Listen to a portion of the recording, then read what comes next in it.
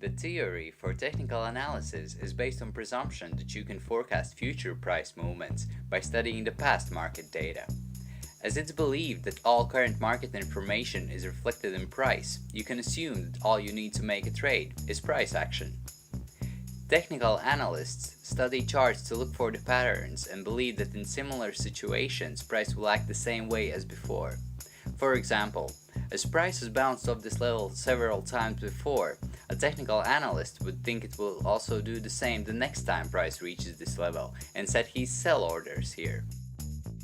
The thing is, as more and more traders look for the certain price levels and patterns, the higher the probability that these patterns will play out the way they think.